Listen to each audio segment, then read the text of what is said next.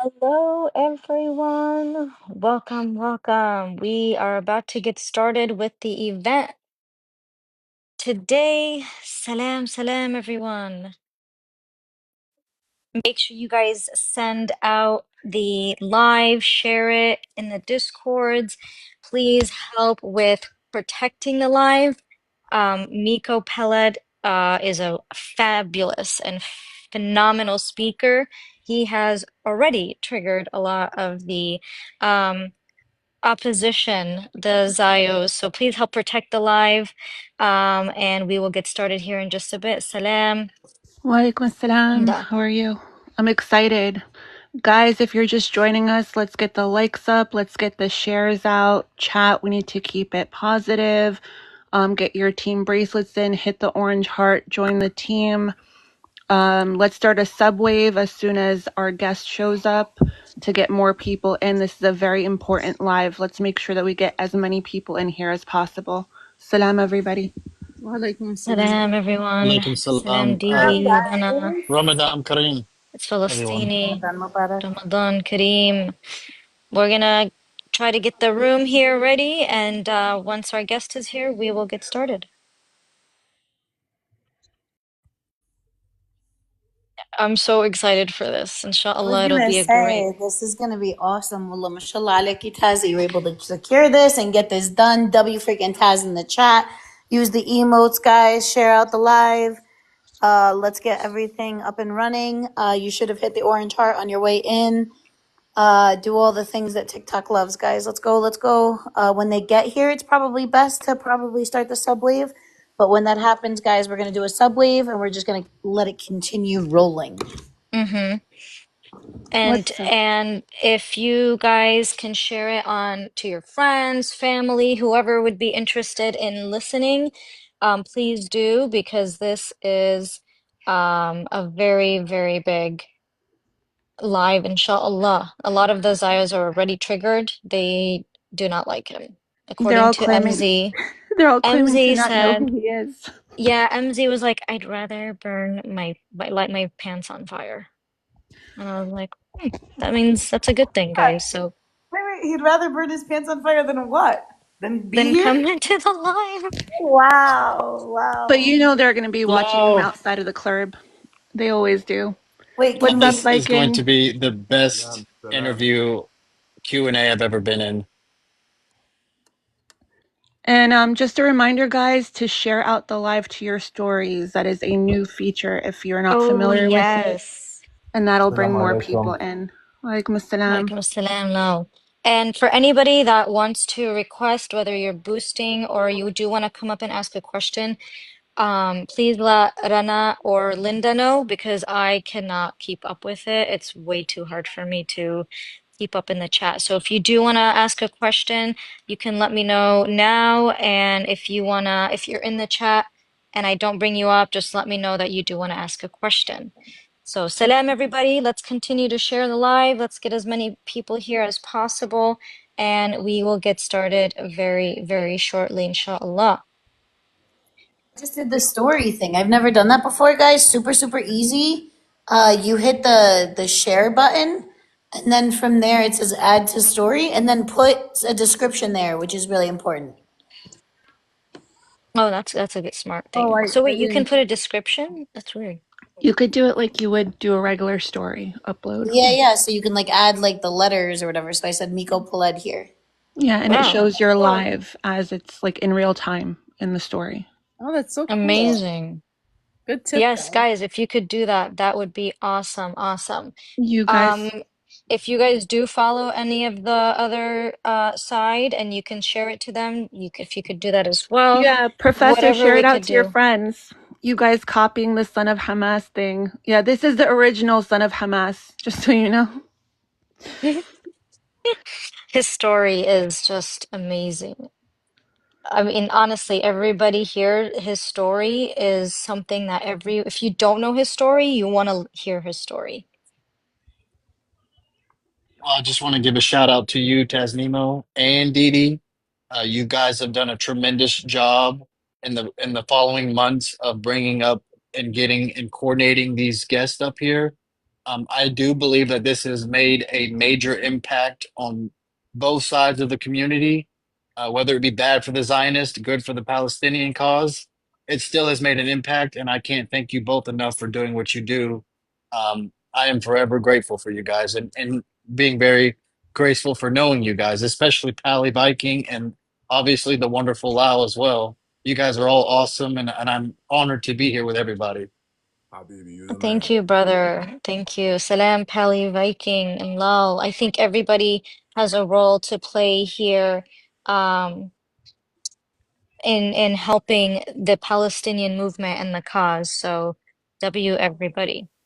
W Taz, W everybody. Guys, let's continue to build the room up. Let's get those likes up. W on all the shares.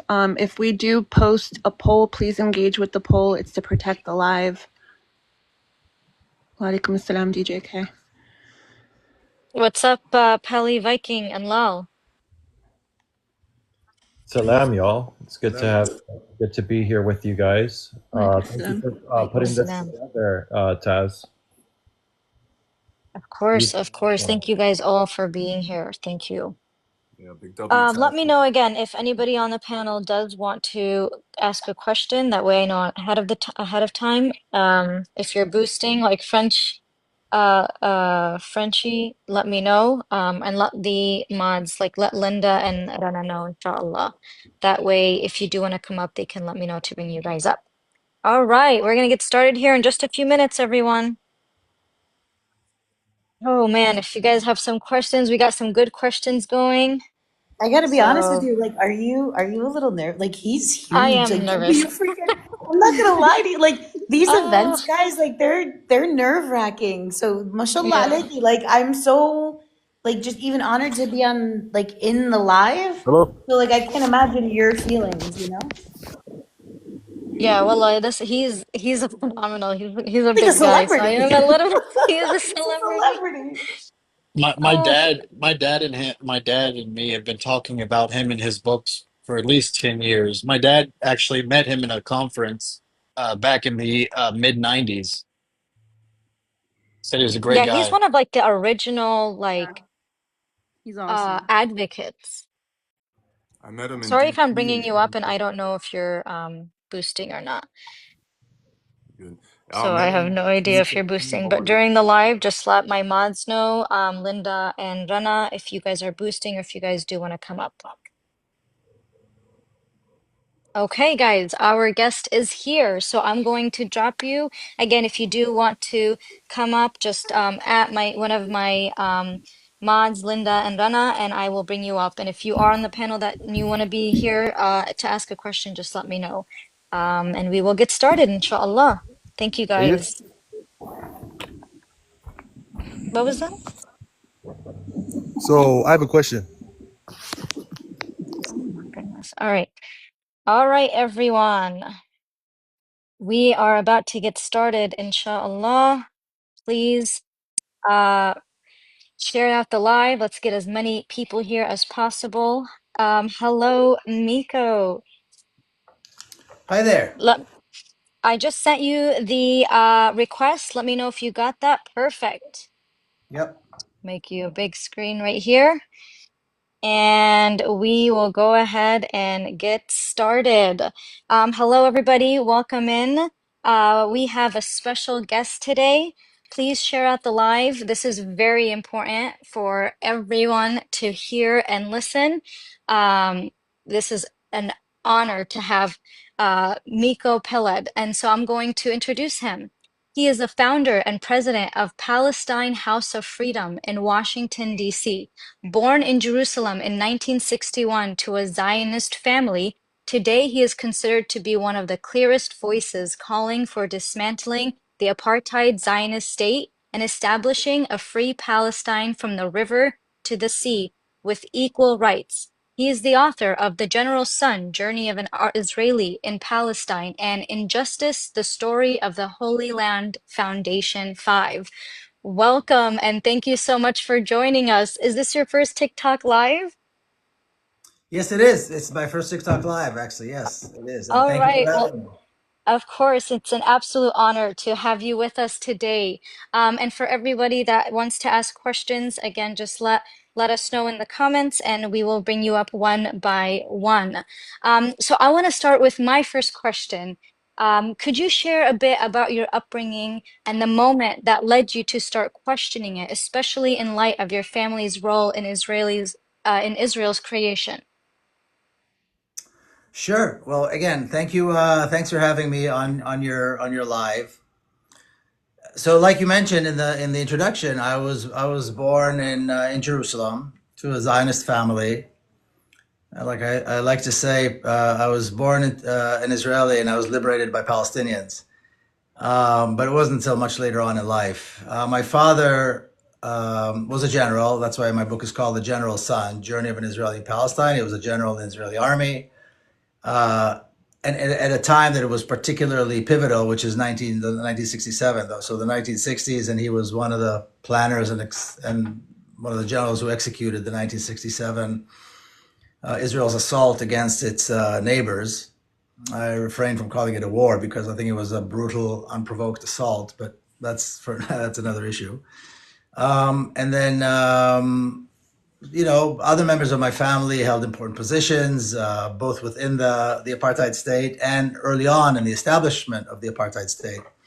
So before 1948 and for the first few decades of the existence of the apartheid state, many members of my family held important positions. And so that was, family gatherings, dinner table, around the dinner table, the conversation was always about the Jewish state, Zionism, how important it is, how we contribute to it, how do we defend it, and that sort of thing.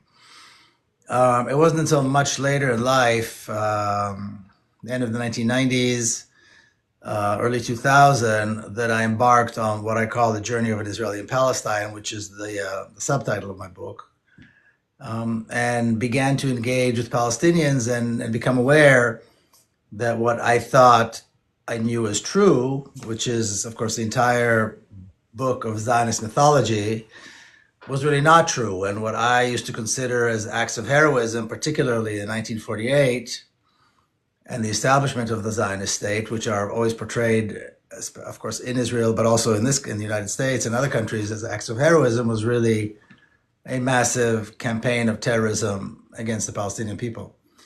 And then gradually, over the last 2.5 decades, that journey had taken me to, the space that I exist in today, which is complete rejection of Zionism, complete rejection of the notion that the apartheid state has any legitimacy, and the understanding that we have to promote two things. We have to promote the dismantling of the apartheid state, and at the same time, we have to promote the establishing of a free Palestine on all of historic Palestine with equal rights. So these two things go hand in hand. And that's what I do here at the Palestine House of Freedom. That's what I've been doing for many years now, expressing this very, very strong belief in the fact that these two things need to take place, and they need to take place very fast. And if they don't, and again, this is something that I've been saying for many, many years, what we've seen in Gaza over the last year and a half or so is just the beginning. It's going to get much, much worse if we don't step in, if the international community doesn't step in order to dismantle the apartheid state. And what challenges did you face shifting from Zionist to Palestinian activist? Well, the challenges were mostly internal. So, I was faced with a choice, a very difficult choice, personally, because I had to come to terms with the fact that everything I knew and believed in was a lie, that the people who I thought were heroes were criminals. And we're talking about members of my family. It's not an easy thing to do. And then and then I realized, and I described this in the book in great detail, traveling for the first time into Palestinian spaces within Palestine. So it's traveling outside of the safe sphere of of the Zionist sphere within Palestine, these very privileged spaces in which people like myself live and exist there, into the Palestinian spaces, and suddenly confronting these horrible fears that I didn't realize I had. I mean, if somebody would have asked me, would I be afraid to travel to the West Bank, I'd have said, no, of course not. But having taken a car for the first time and driven into the West Bank, I had very serious. I was confronted with some very serious fears that this may well be my last day on earth because I'm alone. There's no one to protect me. Palestinians are all around me, and of course, because of the way I look and because of who I am, they probably want to kill me. So all these things were all these little demons were stuck in the back of my head, and they rushed forward as I was driving. And this happened many times. It happened when I was driving into Palestinian spaces within 1948 Palestine, where other Palestinians are citizens of Israel and so forth. So those were the kinds of challenges that I had to face initially, and they were really the hardest ones to overcome. But thankfully, the Palestinians that I initially met and the Palestinians with whom I engaged initially, and to this day, they're some of my closest friends. They're more than friends; they're family, both in Palestine and here in the United States. Thankfully, the gracious generosity of Palestinians allowed me to kind of take my time in getting in finding my way through this, from moving from one reality to another. And I have them to thank for the ability to be able to do this and not lose my mind in the process. But those were really the toughest and the most serious challenges. And what do you believe are the most harmful myths or misconceptions of Palestine that mainstream narratives perpetuate? Well, the most harmful thing, not the most harmful thing, but one of the most harmful things is not so much the lies that they perpetuate, but the fact that they have had the floor and the opportunity to define everything that has to do with Palestine. So the term of free Palestine is defined by the other side, and so it's a negative thing. The term from the river to the sea is defined, and their definition of it, I should say, is the one that's accepted. So again, that seems like a negative, even anti-Semitic, absurdly so, anti-Semitic term, and so on. And so, Palestinians' acts of resistance, armed or unarmed, are always described as acts of terrorism. Of course, this is unfounded, but that's how it is. And they really had taken a very, very active role in defining what Palestine is and what all these terms that define the conversation and the discourse on Palestine are. So I think that is very dangerous. And one of the things that many Palestinians and many organizations are doing, and we are doing also here at Palestine House of Freedom, is working on documents and working on the kind of wording to reclaim what this is. So we stand for a free Palestine with equal rights on all of historic Palestine, or from the river to the sea, however you want to describe it. This is what we stand for, because this is a hopeful vision. This is a vision that is optimistic. That is a vision that will provide for normalcy and peace and justice and so forth for everyone, for Palestinians. But because they've defined all this, it's almost impossible to say these things. So we're working really, really hard, as are many other people everywhere, to reclaim these things and put them in a different context, so people realize a free Palestine is a good thing, and it's good for anyone who lives within, the boundaries of historic Palestine. That's really, really, I think, an important thing to do. And this is one of the more dangerous aspects of this discourse, is that they have been controlling it, and they have been branding, if you will, all of these terms that are part of the Palestine discourse. Absolutely. And I'll say one more thing. It's almost to the point that people are afraid to say river to the sea, or they're afraid to say historic Palestine, and they will tell us to say, oh, no, don't say that. If you say that, you won't be able to talk to people. If you say that, you'll close people's minds. If you say that. And my perspective is, no, we have to say this because this is what we mean, and people need to get used to it, and they need to see it in the right context. Right now, people are viewing it in the Zionist context, so of course, it's seen in a negative light. when we put it in the context of the optimism and the hope and the justice and the freedom that these terms represent, I believe the conversation will, that's how we change the conversation. That's how we change the discourse. And changing the discourse is key on Palestine.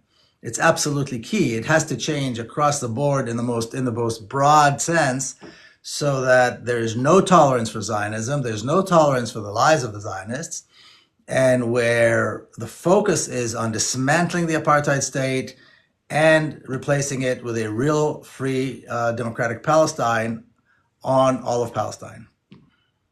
Inshallah, one day we will see a free Palestine. We absolutely Um, will. my next question is dehumanization of Palestinians taught from a young age in Israel? It's worse than that. It's the non-existence of Palestinians. It's the Oh, non-teaching of Palestinians. It's the fact that Palestinians don't exist in the teaching. It's not that they're taught as evil people, is that they're not, their existence is completely ignored. And the only time that you hear about them is in a negative context. So either and there's an excellent book that my sister actually wrote, which is called Palestine in Israeli School Books. And it demonstrates that very clearly, how when Palestinians are mentioned, it's either in, horrendous acts of violence, usually senseless violence, of course, or as a problem like, refugee camps and poverty and that sort of thing. So that's the only sign that Palestinians even exist. Otherwise, even if when you look at maps, that exist that are provided by the different bureaus, the different government agencies, in schools and so forth, there are no Palestinian cities. There are maps of, for example, not just cities, but say maps of universities or maps of this or that. Different maps that focus on different aspects of the country. There's no Palestinian anything. There are very few Palestinian cities, if at all. There are no Palestinian university. I mean, nothing is mentioned. It's like a blank. It's like blank. Data about the population, nothing about Palestinians, as though the different bureaus of the state have no data about these people, and only from time to time. And this is something that I researched myself. For example, in the Israeli police website, that sort of thing. They talk about the region of Judea and Samaria, as they call it. And they talk about the different cities and towns and so forth. There are no Palestinian cities and towns, but there is the existence of what they call a hostile population, which makes the region a little more challenging. So it's not so much, again, like I said in the beginning, that Palestinians are taught to be whatever, monsters or anything, but it's that they don't exist. And then we have the case of, like we saw after October 7, that all this vitriol, this racist characterizations of Palestinians as a whole. So statements made by major figures within the apartheid state, not just calling them animals and that sort of thing, but making blanket statements that there are no innocent people in Gaza. Or the incoming Army Chief of Staff, the new one, he was just installed, saying that the civilian population carries a moral responsibility for the violence because they provide support for those who execute the violence, which is, I wrote about this, it's an incredibly dangerous thing to say, because what it does, first of all, again, it goes to the statement that there are no civilians who are innocent. mm-hmm. It's a We hear terrible, that all the time. but it's also true. So, Israeli army headquarters is in downtown Tel Aviv, in one of the most bustling, densely populated, place where there's restaurants and apartments and museum. It's actually a very prestigious part of Tel Aviv. That is where Israeli army headquarters is. It's a massive military base. So does that mean people in Tel Aviv, it's okay to kill all the people in Tel Aviv because many of them work there? Or other places, I used to live in San Diego. San Diego has many military bases. So the people in San Diego are somehow morally responsible and it's okay to kill them. It's an incredibly dangerous thing to say. Of course, I don't think he saw the bigger picture. He was just talking about why it's okay to kill Palestinian civilians. But this is the way that Palestinians are portrayed.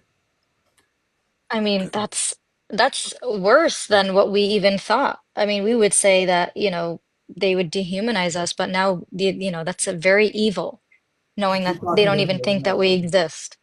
Keep talking. Keep this conversation going. I think you're going to hear a lot of things that are worse than you thought. Good Well, evening. Oh, sorry. oh, 1 second, please, Yeah, of Peter. course.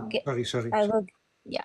My last question to you before I open the panel for everybody, and I will be bringing everyone one by one, so just bear with us. We have a lot of people that want to ask questions. Do you see a parallel between the Holy Land Foundation 5 and what's currently happening to the university students, such as Mahmoud Khalid? Absolutely. In fact, I've been thinking about that for a while now, even before they arrested him. The attempts to pass legislation that will revoke the nonprofit status of organizations that are Palestine related. Of course, that's the playbook. That's exactly the playbook. You demonize, you lie. And I don't know if you've heard the latest, like on CNN and the White House, of course, the White House spokesperson and so on, the way they're describing him and the lies, the blatant lies they've been saying about him are reminiscent of what was said about the Holy Land Foundation. Absolutely, that they are, supporters of terrorism and supporter of terrorist organizations. The White House, I just saw a clip. The White House press secretary even said that the flyers that were being handed out in Colombia at the encampment had the logo of organizations that are recognized as terrorist organizations, as though there's some kind of a logo. I mean, the madness and the lies that are being told about him absolutely are reminiscent of what happened to Holy Land Foundation. Oh man, it's very heartbreaking to see what's happening. And I know there's a lot of movements and protests, and we will pray for Mahmoud Khalil for his release, inshallah. And I'll add to that also, I put out a video last night, I think it was. Um, so we see a lot of actions taking place on campuses. But what I find to be most disturbing is that Columbia itself, the administration, the faculty, they should shut down the university. They should all be in the streets. They should all be, demanding his immediate release and no going back to business as usual until this young man is released. This innocent person is released. And his biggest crime is that he was calling for justice and freedom for his own people. That is what would have been the appropriate response. And this is, I believe, this I think should be the case to universities, across the country.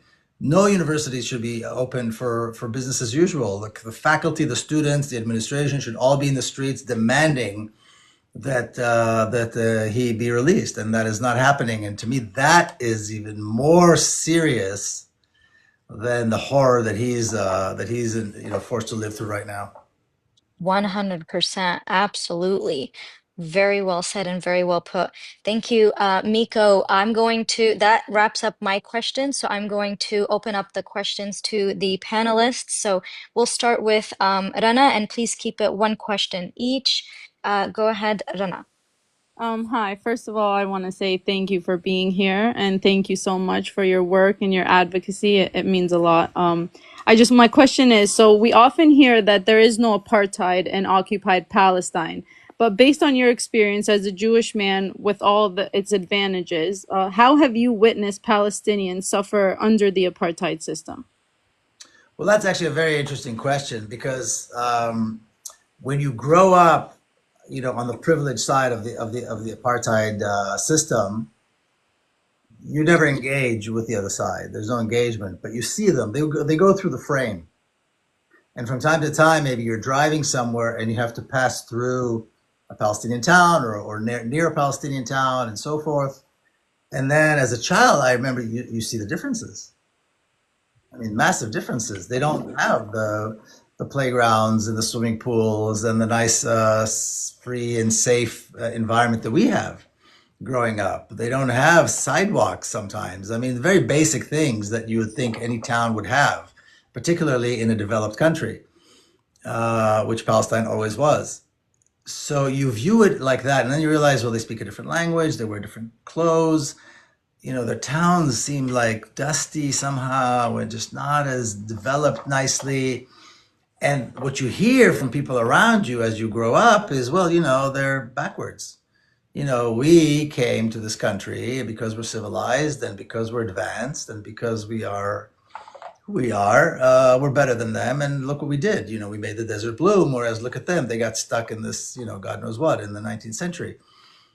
And this is something you hear to this day when people visit the country and drive through the highways. You see this, the striking differences. And that's the first glimpse that you have of the apartheid. And immediately you are given the rationale, the explanation as to why things are the way they are. It's not because there's anything wrong with the system. It's because there's something wrong with them, with those people. And so that's the impression of just living there and growing up there. Now, when people say that, I think it's ridiculous because when you look at the apartheid system that was established by the Zionists, it's a far more sophisticated system that we've seen, I think, anywhere, because you have several different sets of laws that govern the Palestinians based on where they live geographically, and it's unique. So, for example, within what is known as 1948 Palestine, there are 2 million Palestinians who have this dubious designation as citizens of Israel. Their citizenship is not like the citizenship of Israeli Jews, not remotely. They're governed by either the Israeli secret police, the intelligence services. They can't go buy a house or open a bank account or get a job or apply to go to college or anything like that without going through that a few other steps that require the intelligence services breathing down their neck and making demands and making life difficult for them. And the state controls everything they do. Now, the southern part of the country, and I have a map right behind me, the southern part of Palestine, almost 50% of Palestine is the Naqab. And the Naqab has around 300,000 Palestinian Bedouin.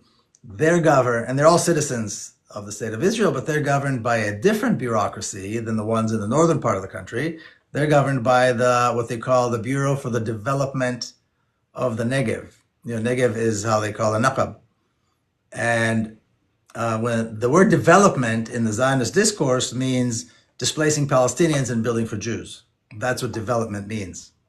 And they have development bureaus throughout the entire country, but the Naqab, that entire population is governed by that bureaucracy. They have their own police force, they have laws, they have regulations, and the lives of the Palestinian Bedouin are, access to water, to roads, to medical care, is horrifying, absolutely horrifying. Half of that population has no access to electricity, water, or roads. We're talking about we're talking about 300,000 people. And the ones that do live in abject poverty in a region. The Naqab is a very, very, it's a rich region. It's a desert, but it's very good for cultivation because it's a desert that has water. And so the Palestinian Bedouins were always farmers, albeit they were semi-nomadic. Any Israeli Jew that engage in agriculture in the Naqab will become a millionaire. It's the highest standard of living for Israelis, or one of the highest, is for the settlements in the Naqab. So now that's two systems. Now you have the laws that govern the Palestinian Jerusalemites, who have this very strange designation as alien residents, a status, a designation that they can lose, and they have to renew, and they have to keep proving that Jerusalem is the center of their life, which is something no Israeli has to do. I was born and raised in Jerusalem. I can go back tomorrow, live there. Nobody's going to ask me where my center of life is. Nobody cares. Being an Israeli Jew, Palestinians have to constantly, because they are very keen, the authorities are very keen to take that status away from Palestinians and de-Arabize, as they call it, Jerusalem. So that is another designation. Then you have Palestinians who live in the ghettos of what used to be the West Bank, where the big cities are. That's about 3.5 million people. And they live under military law, military regulations. And within that, there's areas A, B, and C, which makes it even more complicated. Then you have the Palestinians who live in the concentration camp that's known as the Gaza Strip. And we know what that's like. We've seen what they've been through over the last year and a half. And then you have the Palestinians who are the descendants of the 1948, of those who were subjected to the 1948 ethnic cleansing, and they don't even have the right to go back home. They became countryless immediately, like they're suddenly countryless, and they are not even allowed to return to their homes and their land and claim their rights as Palestinians. And these are the refugees and people who are living outside of Palestine. So it's a very, very sophisticated and really draconian system of apartheid that they created. So if anybody has any doubt whether or not, or anybody still makes the ridiculous claim that it's not an apartheid state, then they're out of their minds. On top of that, about 2.5, almost 3 years ago, Amnesty International came out with a detailed report on the apartheid system, demonstrating clearly and having, they worked on this report for several years, and they did an excellent job demonstrating with very well-researched data showing the different aspects of apartheid in different regions within Palestine and how it affects different Palestinian populations. So, you can claim anything, I suppose, and get away with it, just like the White House press secretary can lie about all kinds of things and get away with it.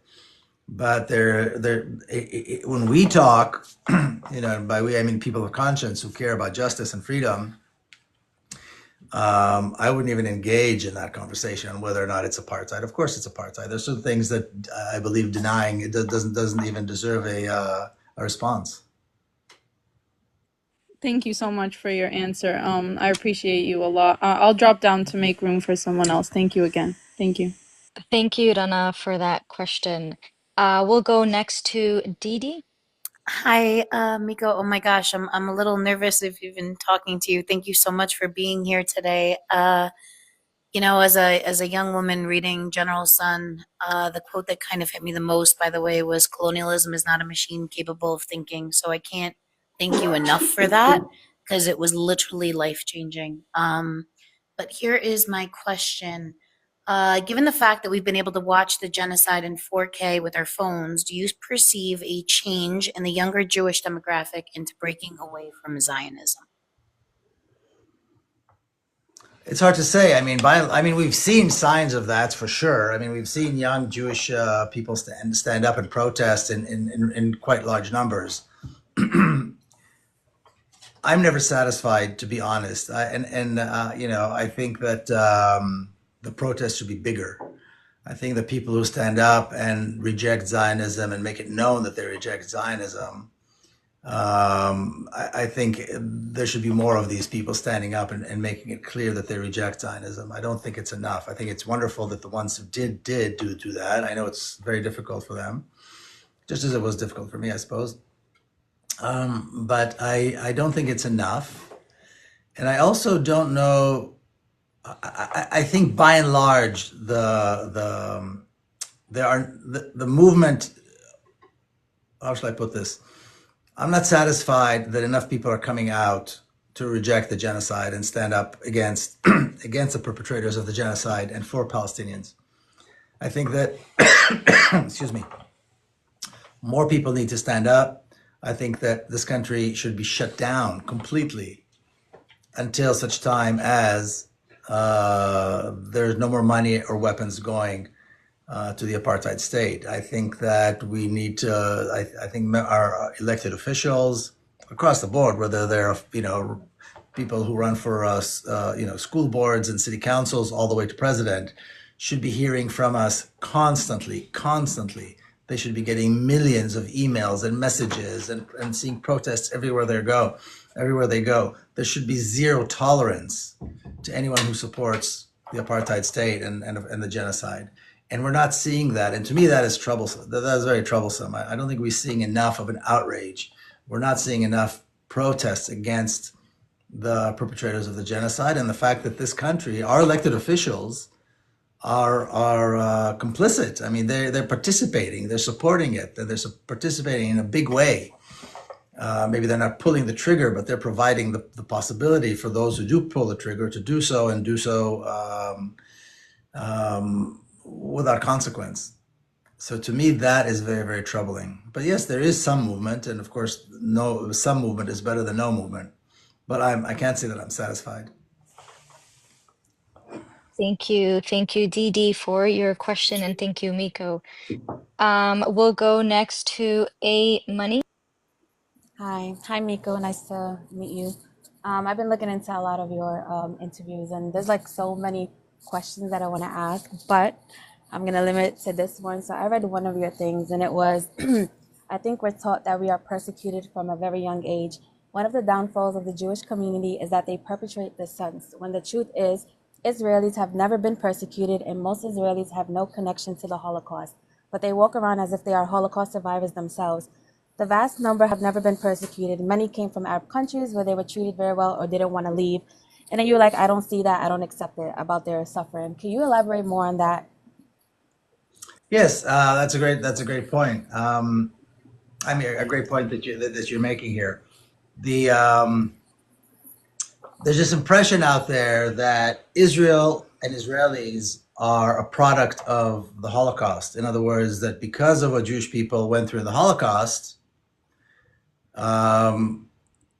they had to create the state of Israel, and that Israelis are descendants of Holocaust survivors.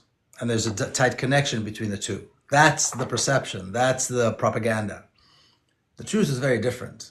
First of all, the mechanisms to put forward to create a state for Jewish people in Palestine preceded the Holocaust. It's been going on it's began much longer. The plans for the ethnic cleansing of Palestine and the arming of the Zionist terrorist groups in Palestine was taking place before the Holocaust.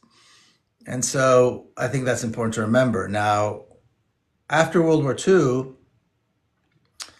there are estimated 2 million, Jews in camps, in internment camps, and out of those 2 million, maybe only a fraction immigrated to Palestine, and many of them left. Many of the ones who did go left. So actually, there are relatively very few Israelis who are descendants of Holocaust survivors. And then you've got a large percentage of the Israeli population today who are descendants of Arab Jews who came from Arab countries. Now, they don't call themselves Arab Jews anymore because that's, they look down at Arabs, but that's what they are. They came from Iraq, they came from Syria, they came from Yemen, they came from North Africa, and so on. And so, and of course, they had nothing to do with the Holocaust. We know that. So this mythology that somehow Israelis are descendants of a persecuted people is not true. But it's very helpful when you're conducting a genocide and the ethnic cleansing of another people, to portray yourself as being under attack and being persecuted and so forth. So we have to behave this way because we have a special dispensation because of our history and so on.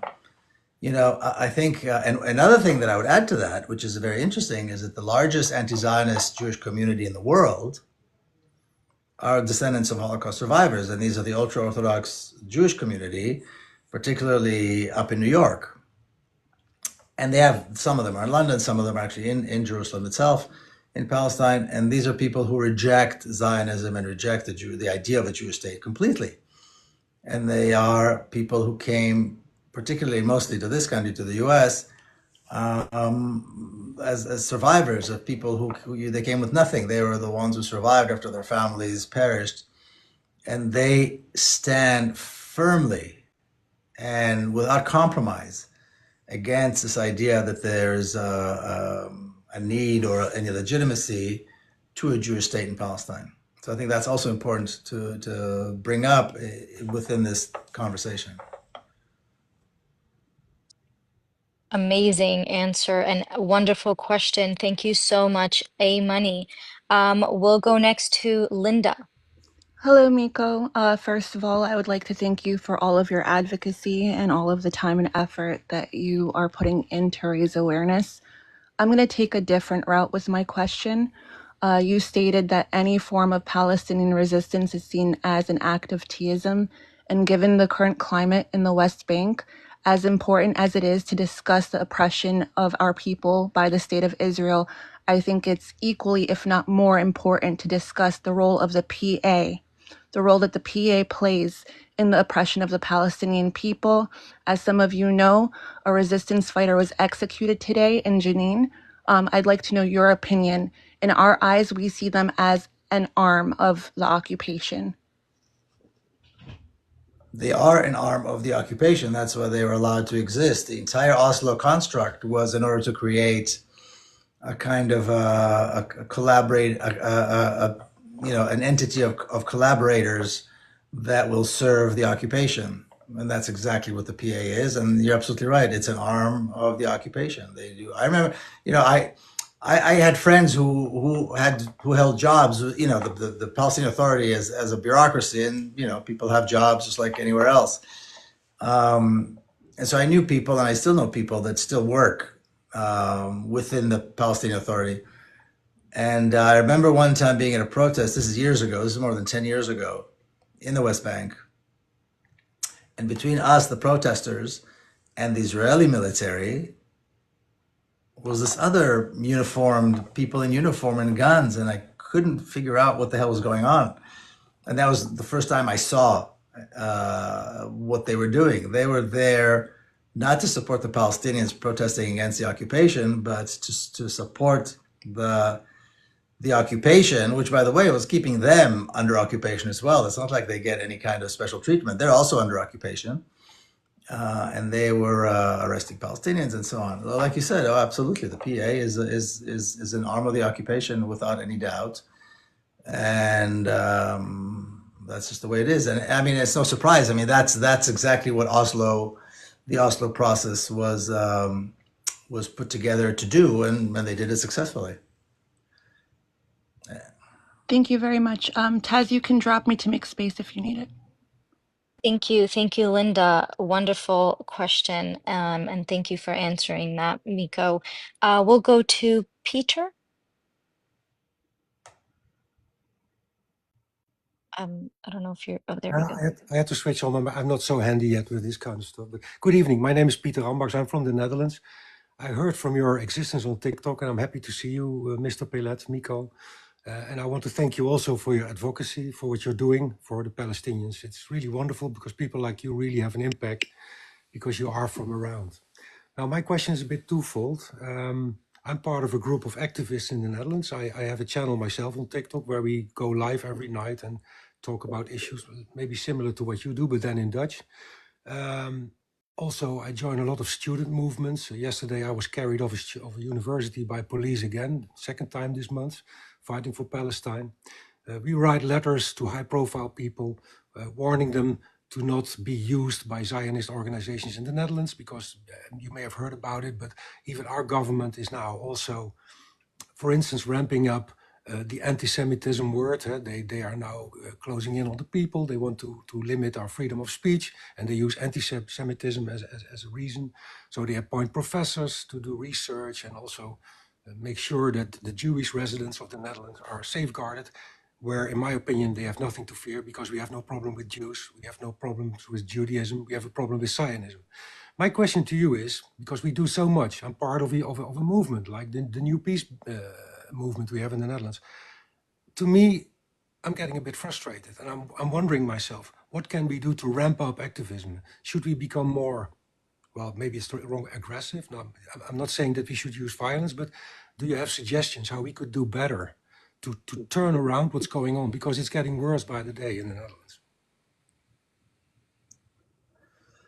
Yes, well, thank you for your question, and thank you for the work that you do in the Netherlands. We absolutely need to do more, and we absolutely need to mobilize better and to organize better. The fact that what we saw over the last 18 months or so in Gaza happened means that we haven't done enough. Mm-hmm. We who live in countries where you actually vote for elected officials, it's a lot easier for us. And countries that have, they don't really have, as states, they don't have anything to lose by doing the right thing. Mm-hmm. Then I think the weight of the responsibility, the majority of the weight for the responsibility is on us. If our elected officials are allowing this to continue, then we haven't done a good job in stopping them. It's our job to make sure that our elected officials don't dare to support Israel, don't dare to express support for Zionism, or they will lose their jobs. That for any politician to stand up and support Israel openly would mean the end of their career.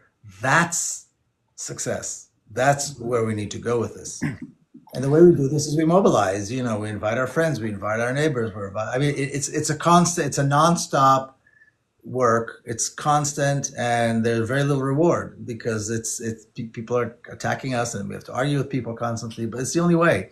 We have to organize in a way. We have to mobilize better, and the objective has to be to change the discourse to a point where supporting Zionism and supporting the apartheid state is completely not tolerated.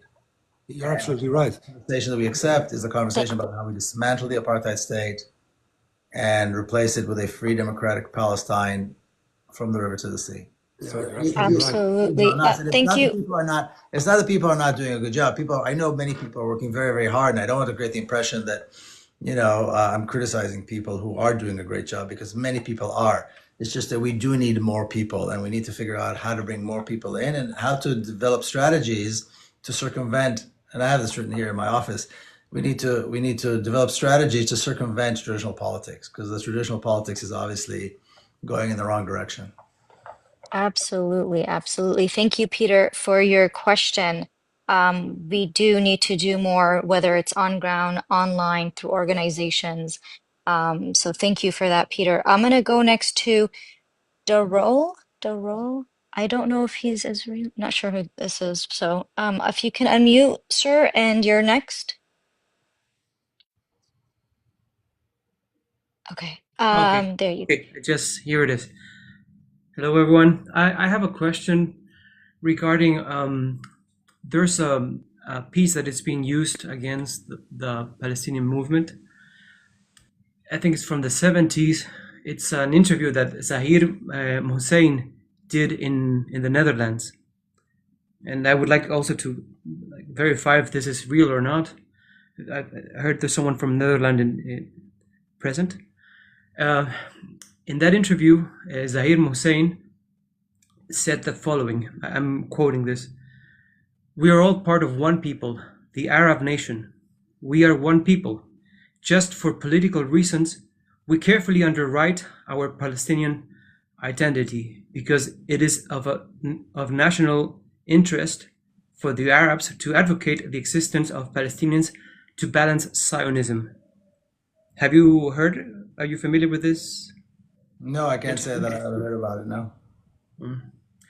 So, okay, that was just the first question. The second question is, what role do you think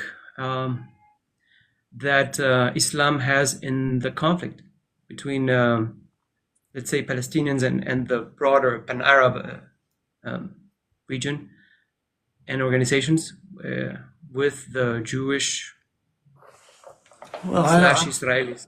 I don't believe this is a religious issue at all. This is a political issue. It's an issue of colonialism and racism. And so I don't think this is a religious issue at all. Palestine has been a majority Muslim country for 1,500 years or more. Islam has had, at least from my perspective, growing up in Jerusalem, a very positive impact on Palestine. Some of the most beautiful architecture, some of the most impressive leaders, some of the most impressive monuments and so forth in Palestine are Islamic, and so. So I don't think and Jewish people have always lived in Palestine and in other Muslim countries very well. So it's never been about that. It's never been about Islam or Judaism. It's Zionism, which is a racist, violent ideology that was given license by the imperialist world, the Europeans, to come and colonize somebody else's country. That's really the bottom line. That's what this is about. And they established a racist, violent apartheid state, which again is no surprise.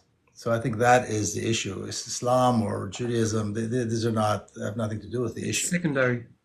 Thank you, Dorel. Thank you very much. Thank you. This is Bye-bye. Thank you.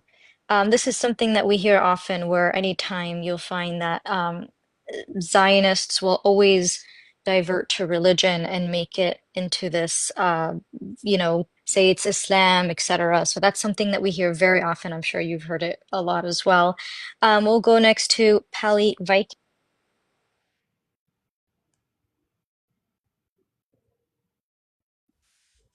All right, had to get my mic off mute.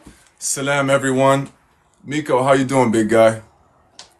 I think you might be my uncle. I don't know. I met you here in 2015. I don't know. We just kind of look like we might be related. I don't know. If we're not, I might have to take a DNA test.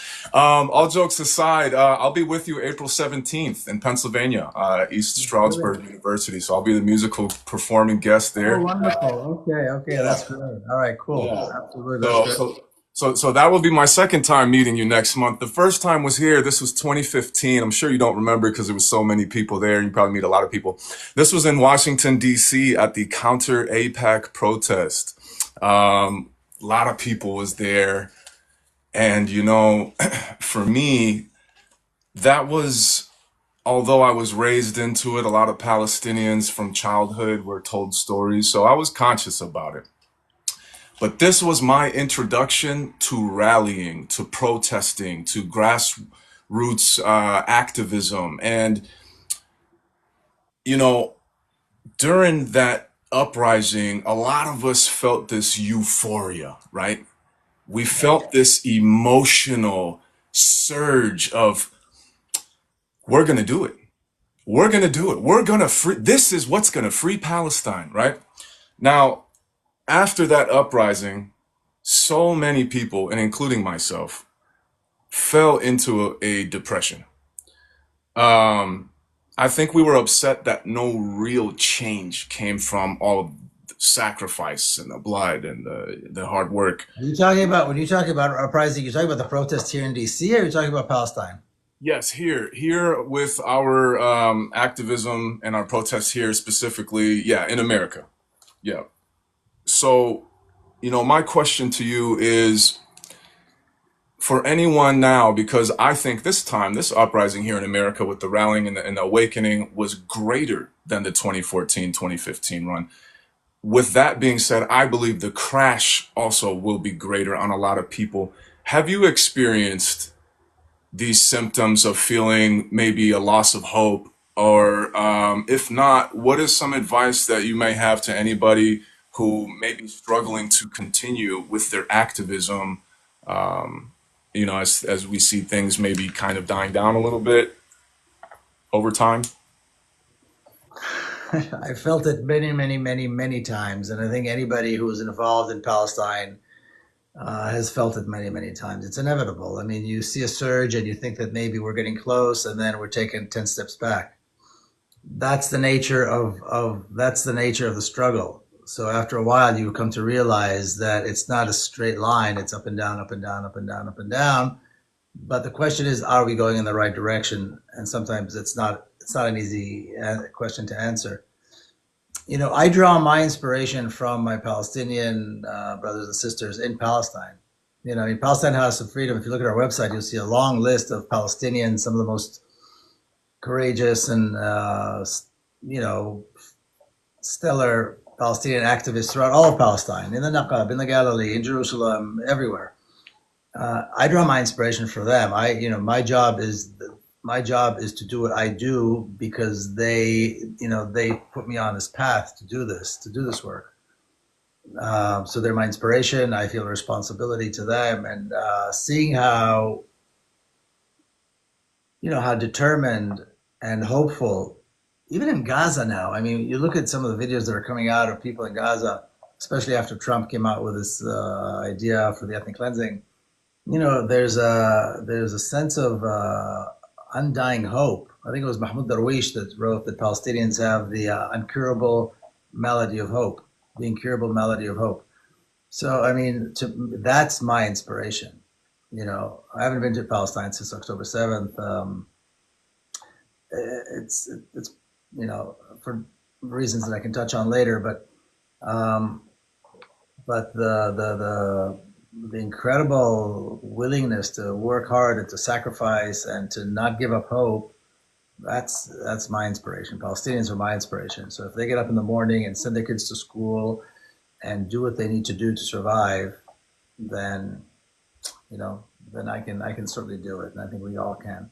So that's what I revert back to. But yeah, the sense of despair is part of the internal struggle, if you will. That's something that we have to deal with a lot. I mean, I mean, we just witnessed a horrible, horrible genocide in prime time, like we were saying earlier, 4G. We witnessed it. It's the trauma of that. Of course, it's not the same trauma as being there, but the trauma of seeing people that you love, people that are your family, people who are a part of you, an integral part of you, being destroyed like this, and the world is not doing anything to stop it. The international community is not doing a thing, not a damn thing. You cannot even ask for sanctions. To call for an arms embargo seems radical. What kind of a crazy world are we in? Are we all everybody's out of their minds? The trauma of just viewing that is just unbelievable. To see that happen, people that we love being destroyed like this, ruthlessly, is horrifying. How do you not lose hope? How do you not feel depressed when you see this? How do you get up in the morning? So that's something that we have to deal with. And the tendency is always to say, well, it's much worse for them. So what we're feeling right now is, we should shut the hell up and just keep doing, which in a way is true. But also you have to take a moment and say, you know what? You got to heal yourself too, because this is trauma too. I have so many wonderful brothers and sisters, Palestinians, who went in and out of jail. And when they came out of jail, I couldn't recognize them, especially after October 7th. They're gone for 6 months, which is horrible, even under the conditions pre-October 7th. I mean, losing 40 kilos, not pounds, in 6 months. The torture, the beatings, the horrors that take place there. And you see a picture of somebody you love coming out of that, and you're helpless. You're here. You can't go there and help them.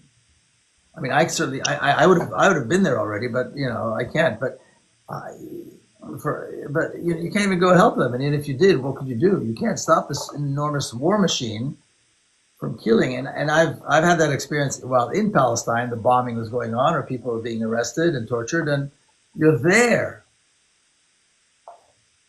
and you're helpless. That in itself is trauma. So yes, of course, the sense of despair, the sense of helplessness, the sense of hopelessness is part of it. But this is the internal struggle, if you will. But that is also part of the struggle to free Palestine. It's dealing with the issues that we have to face as we participate in this struggle. But look, we're still Thank here. you. Well, I think that Thank inspiration must be contagious, because you, sir, are an inspiration to all of us, and we appreciate you. And I'll look forward to seeing you on April 17th. Yeah, same here. All right. W. Thank you. Thank you, Peled Viking. Thank you. We'll go to JBS, and if we could just, I know we're almost short on time, so if we can get a few more questions in, Miko, just from Sure. the panelists that we have. Go ahead, JBS.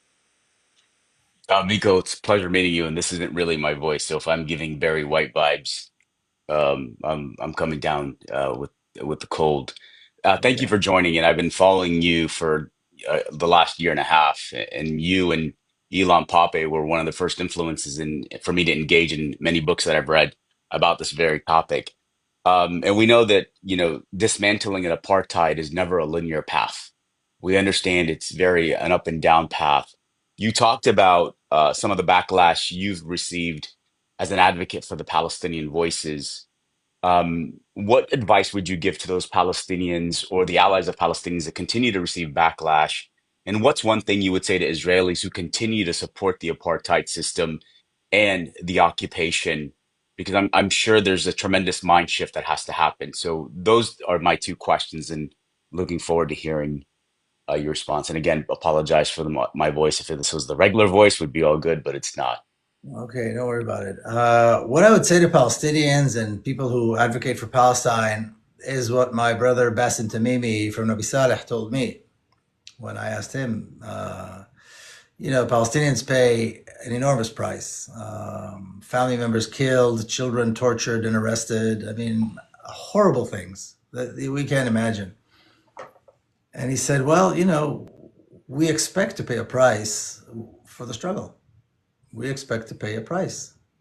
We go into this knowing full well that there will be a price, and it could mean our lives, it could mean the life of our children, it could be the lives of brothers and sisters. I mean, his family, the Tamimi family, at that point, this is a few years ago, had already lost over 20 family members.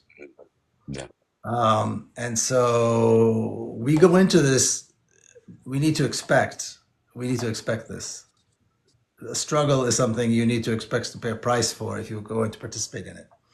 And the price comes from, places that you don't necessarily expect. It could be from somebody you trust, somebody you thought you knew, somebody who you thought was an ally. It's not necessarily people from the other side coming and doing it to us. Sometimes it's somebody you thought you could trust. So it comes in all shapes and sizes and all different ways. And so I will say again, it's extremely important that as we go in to participate in a struggle, we know to expect that there will be a price to pay. Mm-hmm. I would say that in our case, the people who live in this country, it's very unlikely that we're going to pay the price the Palestinians pay.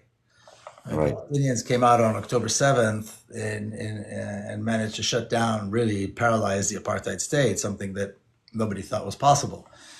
And except that it's interesting because in protests, one of the chances always, if we don't get it, shut it down. Well, they shut it down. And look at the price that Palestinians in Gaza have paid. Enormous price. So there's always a price to pay when you stand up and in any struggle, but certainly in this one. In terms of Israelis, they will wake up the day after. When Israeli society is on its knees, when Israeli economy is crashed, when they can't travel, can't participate in the Olympics, can't participate in FIFA, can't come to universities, can't participate in cultural spaces. The diplomats have been kicked out, which is what I believe needs to happen. I mean, this Right. is a crucially important part of the struggle. Something that we need to demand in all the different countries where we live, that there be no diplomats, no representation. There should be a total boycott and ban of anything that comes from that country, anything official that comes to that country. They'll wake up the next day. Palestine will be free. There'll be a Palestinian president or prime minister. Their kids are going to go to school with Palestinian children. They're going to see that the sky hasn't fallen. And in fact, their lives have improved as well. That's when change will come. I don't believe that racist societies, and historically we've seen this, racist, privileged societies don't change. And change never comes because of something they initiated. It comes in, it's forced upon them. They have to be brought to their knees. And then they wake up the next day and everything is better for them as well. Life is better for them as well. And again, we're not reinventing the wheel. We've seen this happen over and over again. So that's what will happen to them. And I would just say, just realize that this is coming. This is inevitable. We don't care how many weapons you have and how many billions of dollars you get from America and how many Palestinians you can kill. Today, this reality will become a reality for Israelis as well. And just be prepared, know that it's happening. And if it happens sooner rather than later, it's going to be better for everyone. But it's interesting, I'll say one more thing about that. Like in Germany, there was a very active anti-Nazi movement, and they paid a heavy price. They were executed. They were sent to concentration camps. In South Africa, there was a significant, there were significant figures who were white South Africans who stood against and fought against apartheid in South Africa. Some lost their lives. Ruth First, many Joe Slovo, many others. Albie Sachs lost his arm. He almost was killed. So there was a white anti-apartheid movement. There is no anti-Zionist Israeli movement. It doesn't exist. Israelis will not be sent to concentration camp. They won't be killed. They won't. They'll be criticized. They might be but they're not going to be killed or sent to jail or concentration camps. it doesn't exist in Israeli society, which is very interesting. Thank you. I appreciate it. And Taz, a great job again. Thanks for having me up. Miko, it's a pleasure meeting you, and you guys have a great rest of your day. We'll chat Thank later. you, JBS. Okay, we'll go next to Lau.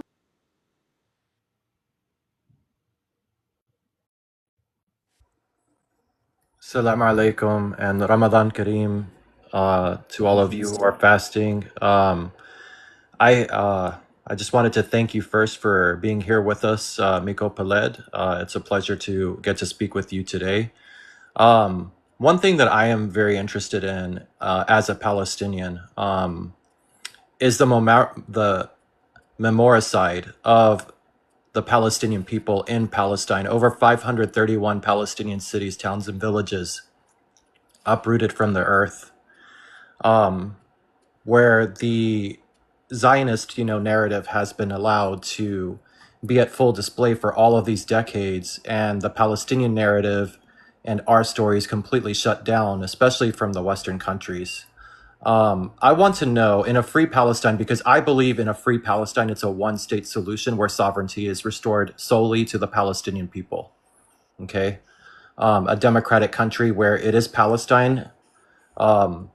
What, in your opinion, do we do about all of the Israeli cities and villages and towns that exist today that are on top of stolen land that belongs to Palestinians, stolen and destroyed neighborhoods of Palestinians? What do you suggest that we do with that?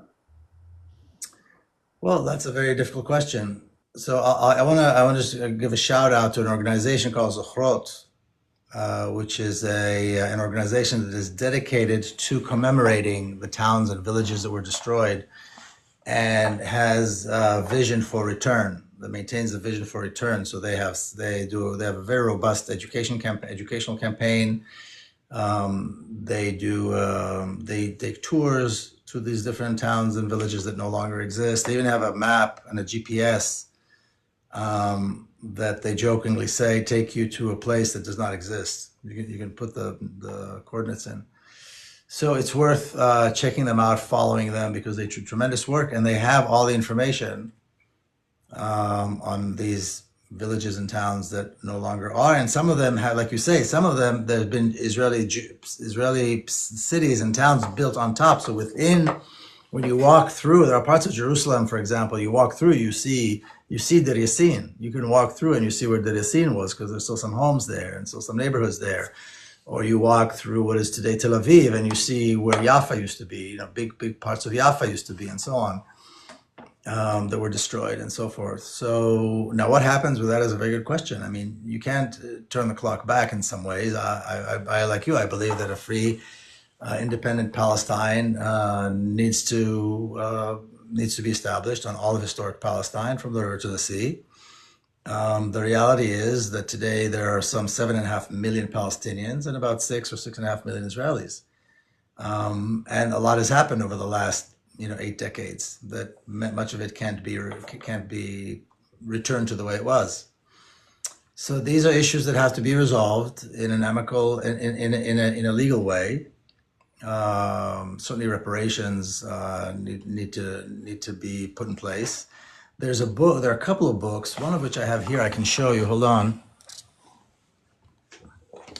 This is a book that had just come out, Stolen Nation, which talks about the issue of reparations and what was stolen in 1948. And this only deals, I believe, with the 1948 part. There's another book that was published by Francesca Albanese, who I'm sure many of you know. She's the UN rapporteur. And it's called Palestinian Refugees in International Law. And it describes to the smallest detail, money that was stolen from the banks, the public spaces that were stolen, and how all of that is valued, not today, but at the point when this book was published, which was a few years ago, and how much is owed to Palestinians. Now, how is it repaid, and how is it fixed, and how do Palestinians? That's going to be a question. Once Palestine is free, and there's a legislature that was voted for by the people. Once you have a free one person, one vote elections, and you have an executive and you have a constitution that represents all the people and the will of the people, which has never happened in Palestine, because it's always been an apartheid. I mean, since 1948, it's been an apartheid state. These things are going to have to be resolved, and mechanisms for the return of the refugees. That's another big thing. You know, there are what 5, 6, 7 million refugees. Some in camps, but some are not. Some are very wealthy people who live in other countries around the world. They have just as much a right to return as anyone. Mechanisms have to be put in place for this to happen, for these people to come back and be allowed to return to their homes and to their land and to their country. Well, how do you do that? You can't just put 7 million people on a plane, right? Or however many refugees there are. So, because some are registered, some are not registered, it's a bit of a complicated bureaucracy with the refugees. But the bottom line is they have a right to return, and saying a right to return is not the same as actually putting mechanisms in place to allow for the return to happen, which I believe has to happen. But it's not going to happen until Palestine is free, of course, like I described, and as a sovereign state. These are questions that are going to have to be resolved, and I'm sure there will be plenty of people who are going to be sitting around and putting these questions forward and looking for answers and creating the answers. I mean, a lot of times when you ask the question, you also start to create the answers, and these are going to be Palestinians sitting there, arguably probably with Israelis who are there, and trying to figure out how to make this happen, because it all needs to happen without any question. There have to be reparations. There have to be the return has to be allowed to happen, and it has to be done in a way that that is fair to Palestinians, of course. So we'll see. I mean, I know that there's an answer to that right now, but it definitely needs to be addressed.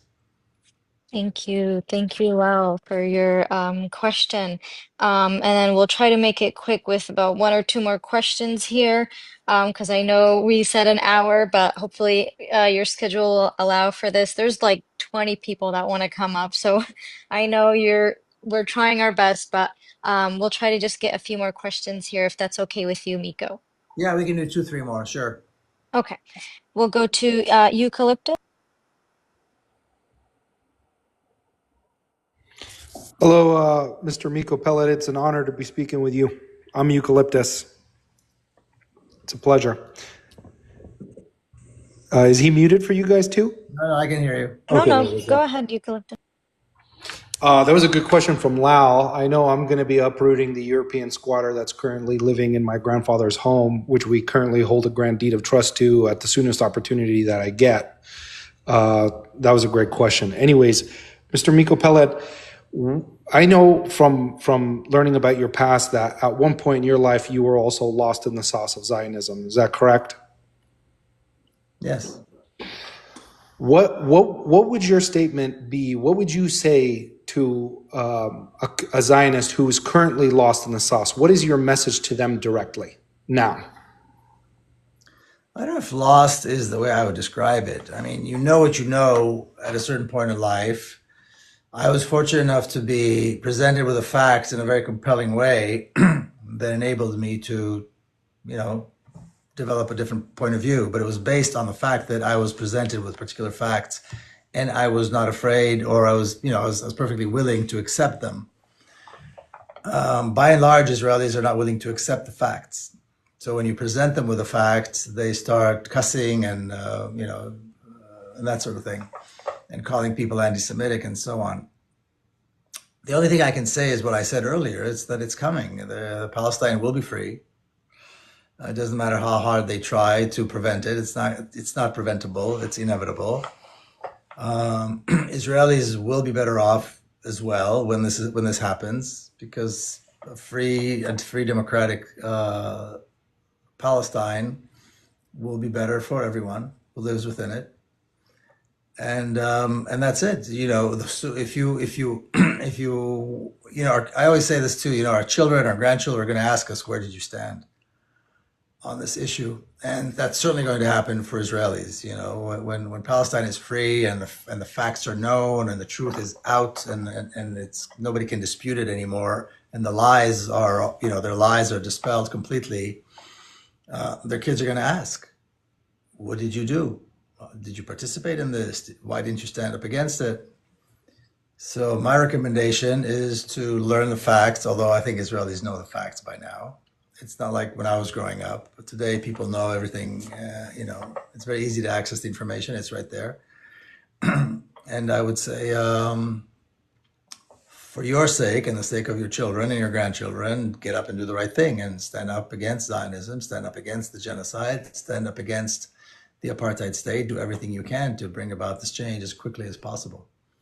And look at the facts and accept them. And it may be difficult because maybe you participated in it, or maybe your parents participated in it, and so on, and maybe your friends are participating in it. Probably all of the, it could be all of the above. At the same time, it's a time. This is if ever there was a time for reckoning, this is it. You know, we're at the so there's slightly pause in the intensity of the genocide, but I don't think it's over. This would be a good time to step up. That would be my recommendation.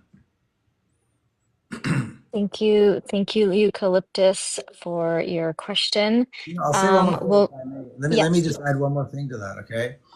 You know, the ultra-Orthodox community in Palestine refused to serve in the Israeli military.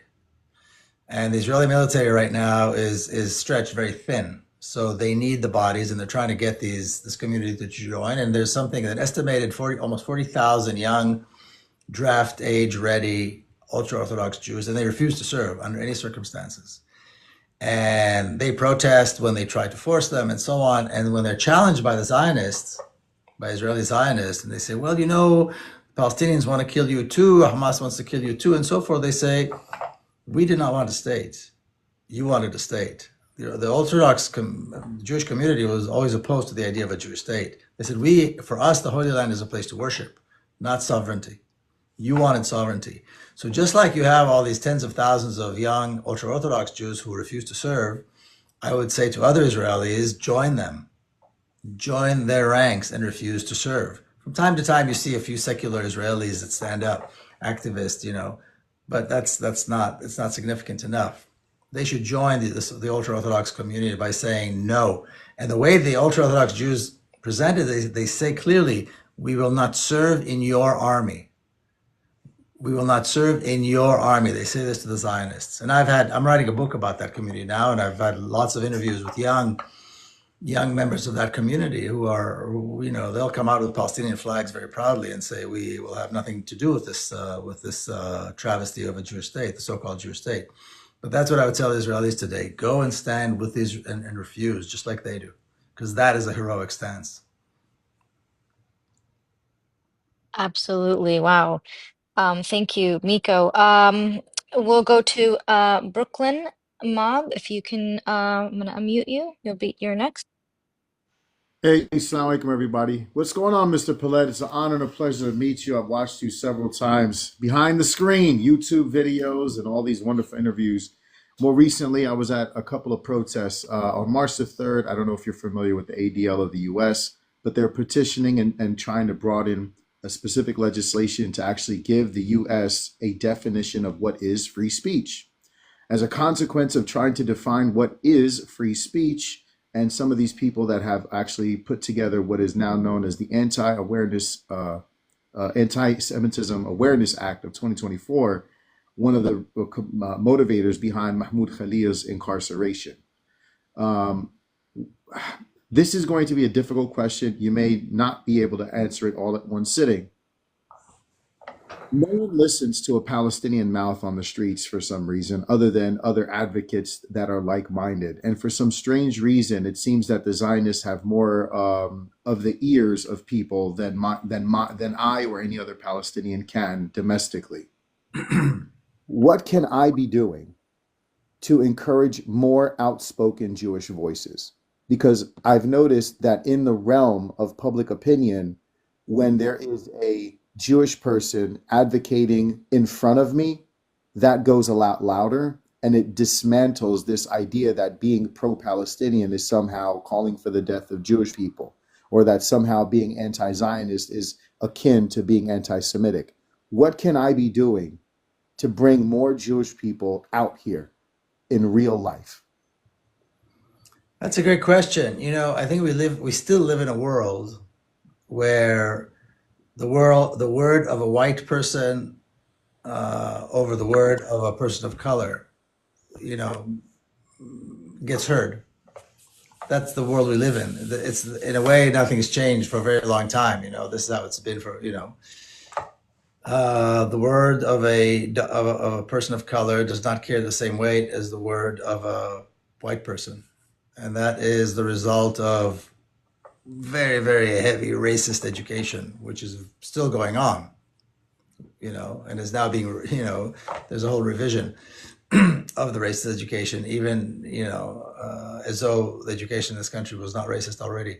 But that's the reality. I mean, that's the reality. And how you bring more Jews to the fold. Somebody asked us earlier about Jewish people participating in the struggle against Zionism. I can only tell you what I experience, and that is two things. Number one, being presented with the facts in the most unabashed, honest, uncompromising way. Number one. Number two, you have to appeal to people's values. The issue of Palestine is not about politics. It's not about religion, really. It's about values. And I say this to people all the time, and I've said this to Zionists when the rare occasion that they come to my events. They usually don't, but when they do, it's about values. One side feels that it's okay to kill children. The other side, wants to stop the killing altogether and allow for peace and equality and justice. So where are your values? I believe that I don't care if the devil is in Gaza, that doesn't justify dropping a single bomb or hurting the hair of a single child, much less, injuring them or killing them. The other side believes not only that it's okay to kill the child, but it's okay to kill tens of thousands of children. It's a question of values. Where do your values lie? Now, here are the facts. For almost 100 years, Palestinians have been subjected to ethnic cleansing, to genocide, and to an apartheid regime. They can dispute it all they want, but we know that these are the facts. And that's all you can do. The values and the facts. Now, where do your values sit? Do your values sit with racism and violence? Or are your values aligned with justice and freedom and that sort of thing, and equal rights? It's actually a very, very simple question. And there's nothing you can do beyond that, because people whose values align with racism and violence, you can't convince them. This is who they are, and that's the choice that they make. Thank you, Mo, for that question. And then I have Brother Omar Tamimi that wanted to come up when you mentioned Bassem. So go ahead, Omar.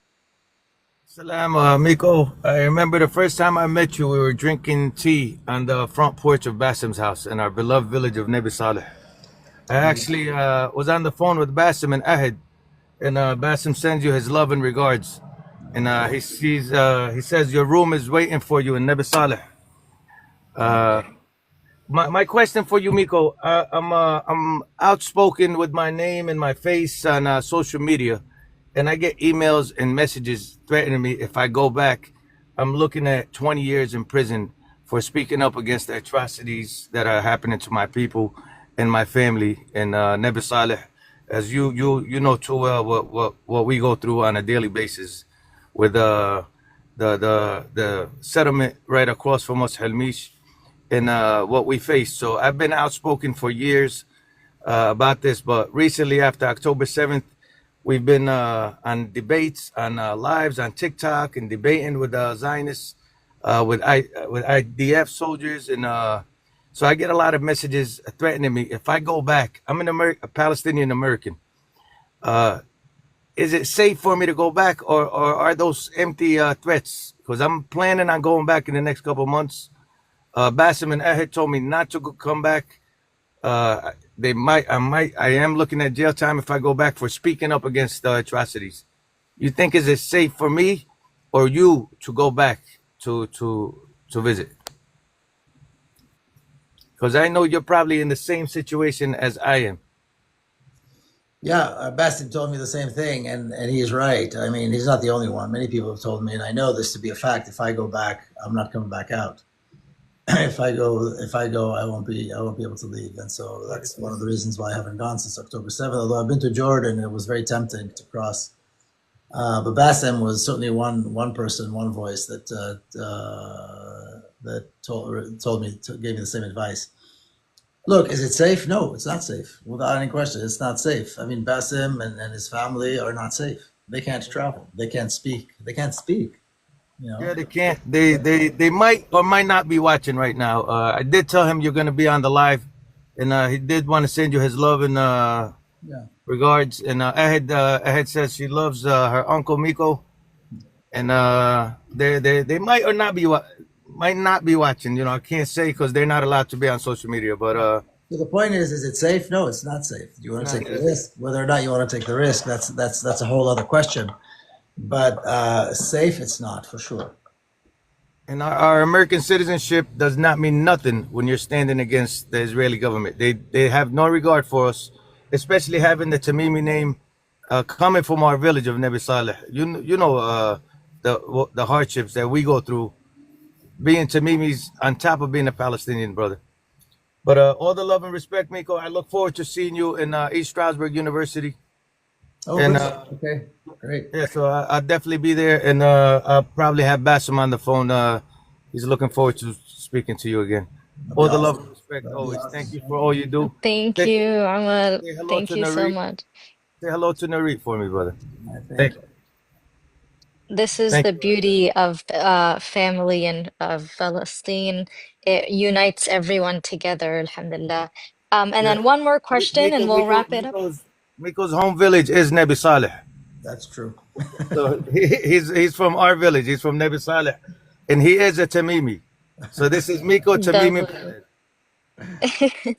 Thank you, Miko, for all you Absolutely. do, brother. Thank you, Ahmad. And then our final question will be with engineer. Go ahead. Hi Miko, it's a pleasure to finally meet you. I've been like following you for like many years. So, so like the knowledge that you have, like almost everyone in Palestine have, like including the Israelis. I think it's their cognitive dissonance that's not letting them like break through. But like my question is, we've been like there are hundreds and thousands of us that were debating all day, every day with Zionists, and I don't see like a great outcome. And like those, especially the Israelis and the American Jewish Zionists, they are much more likely to listen to you rather than a Palestinian like me. So, my question to you, were you very successful in swaying the minds of Zionist Jews? And do you think it's worth it for us to invest that much time into talking to them and debating them? That's the question. The answer to both questions is no. I don't try. I don't think it's my job to convince them. They know they know what they know, and they choose to do what they do. And so and to try is you can't convince racists. They have to, you know what I mean. They have to be faced by political reality that does not give them any tolerance. That's the reality with racists.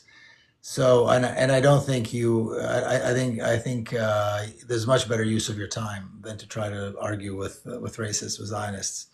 And of course, I mean, they rarely come to my events. I mean, very rarely. They'll threaten sometimes if I'm on a campus. They'll make some noise, but they never show up. I mean, I can count on the fingers of one hand the times that Zionists came to my lecture over a over 20-year span that I've been speaking. So dealing with them is not going to happen. It's not going to work. Like I said, I think there's much better things that you can do with your time. I mean, I understand the desire to do it, and I understand the desire to see people change, and the hope that maybe they can. But people should have a conscience, and they should know what's right and wrong. And if they don't, the values are messed up, and that's the way it is. Is it possible theoretically? Theoretically, it is possible, but I haven't seen it happen. I mean, one in a million, maybe. And I can't explain it. People say to me, "How come you changed?" I don't know. I don't think I changed. In my case, I just was presented with facts I was not familiar with, and I wasn't afraid of the facts. I think for a variety of reasons, I saw the facts. I saw for myself. I traveled. I spoke to people. I realized, that the reality was not what I was taught, and to me that was good enough. Again, it wasn't easy, but it wasn't that I had to inherently change, because my values led me to do what I do today, as opposed to remaining a Zionist. But by and large, I think Zionists are so deeply the racism is so deeply rooted in society, and I have to say in their hearts, that they will wake up the day after. The day after it's over, the day after Palestine is free, the day after, like I described earlier, they will see the sky hasn't fallen, and in fact, I believe their lives will improve as well. Thank you, engineer. Excellent question. And it's actually, you're saying they don't come to your events. There are so many right now watching and in the chat, but none of them want to come up. And this is a first for any event. So I do think that they are very scared of you, very intimidated, because they know that they will get absolutely demolished with anything that they would say. I mean, you can see them, they're in the comments, but none of them want to come up. There's one that wants to come up. Would you like to take a question real quick from him, or If pass it's it on quick, and we'll just... if it's quick, it's up to you. I can take one last one if it's quick. Okay, we'll do one last question. Please keep it respectful, and we will wrap it up. Go ahead, the Bear Jew. Yeah, so I saw your debate with Rabbi Shmuley Boteach recently. I never debated Rabbi Shmuley Batel. It wasn't me. Sorry, in the Cambridge Union, apologies, against in London in the Cambridge Union recently. Not Rabbi Shmuley, I'm mistaken. It was Oxford Union. Oxford Union, apologies, yeah. And I wanted to ask you Union. what you thought of the opponents. Were they knowledgeable, or were they just, in your opinion, spouting opinion? They were a joke. If that's the best the Zionists can come up with, then then our chances of seeing a free Palestine soon are very, very good. They were a joke. So they had no facts whatsoever, in your opinion? They were a joke, a bad joke. Right. Well, I thought you were a joke, and you're still a joke. And no one respects you in the Jewish world, so... I apologize for that. Don't apologize. Miko, everyone in the chat, absolutely amazing. Thank you so much, Miko. Again, we didn't have, there's a reason why they don't come up much when they, especially with you. I don't know, this is the first time, but clearly they have nothing to say. And I apologize again, because of that. But thank you so much, Miko, for being here with us. Absolutely amazing. Could you please just one more time, is there a website for the Palestine House of Freedom is for people to follow and engage with? Yes, PalestineHouseOfFreedom.org. Absolutely. Or you can write it in Perfect. Arabic.org, using English letters. Yeah, And absolutely. Please, and follow us we're on social media, we're on Instagram, I'm on social media, of course, everywhere, but but Palestine House of Freedom is on Instagram. We have events. Many of our events are live streamed. And there's a YouTube channel as well for that. We have our Palestine Connect series, and so we put everything on our YouTube channel. Yeah, absolutely. And please follow us. Yeah, and if you have any questions, you want to chat, or you want to have an event, please let us know. Absolutely. And thank you for this. This was great. I really appreciate everybody participating, and I appreciate being invited. Thank you. Thank you so much. Glad to be here and be with you and your first TikTok live. Hope you enjoyed it. And thank you again, Miko. Thank you. Wonderful, wonderful time with you. Have a wonderful day. Thank you so much.